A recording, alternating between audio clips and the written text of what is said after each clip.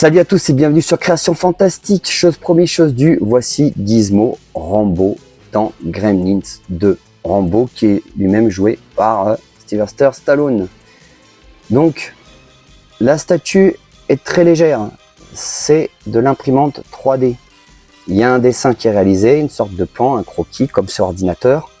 Et ensuite, le montage du produit. C'est-à-dire, il y a le ponçage, la peinture, le montage de la fausse fourrure avec les petits filaments. Je pense que les petits filaments, c'est ce qui permet de resserrer la fourrure, d'assembler certaines parties de la fourrure, de resserrer, voilà, de resserrer certaines parties, un peu comme de la couture, quoi. Et puis il y a aussi la colle qui est installée et toutes les pièces qui sont ajoutées par la suite. Alors en sachant que le processus, je crois, c'est 1 ou 2 semaines parce que ça peut être un peu long, il faut tout assembler, mais il y a aussi le fait qu'il faut laisser le produit sécher, parce que sinon ça peut coller dans le plastique bulle, vu que j'ai reçu le produit dans un carton avec du plastique bulle, bien protégé, parce que c'est pas parce que c'est du PVC qu'il faut pas bien le protéger.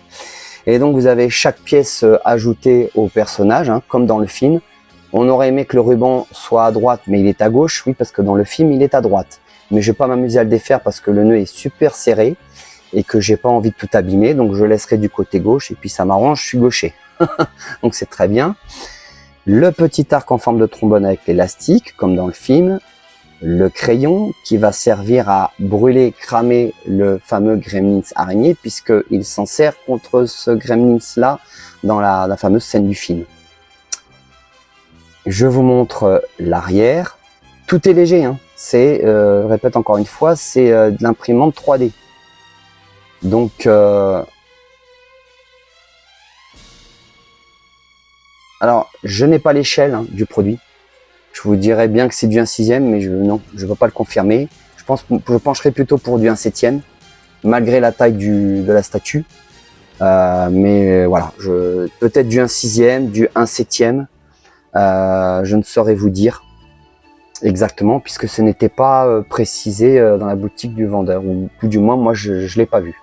Si c'était le cas, je ne l'ai pas vu. Voilà, donc tout est réalisé à la main, sachant qu'il y avait des exemplaires aussi peints, mais sans la fausse fourrure qui lui donne plus de réalisme, plus de vie. Il y a une version peinte, mais sans la fourrure, mais je crois qu'ils n'en ont plus. Qu'ils n'en ont plus dans leur boutique, à moins que je confonde avec une autre boutique. Mais non, c'était bien dans leur boutique, ils vendaient les versions peintes, mais sans la fourrure. Et apparemment, j'ai vu qu'ils n'en avaient plus. Peut-être qu'on en trouve ailleurs, mais en tout cas moi je trouve qu'avec la fourrure ça lui donne beaucoup plus de vie, plus de réalisme. Voilà, donc si vous aimez ce produit, si vous aimez cette statue, tout est fait à la main. Chaque exemplaire peut avoir de légères différences, des petites différences, puisque c'est fait à la main, c'est artistique.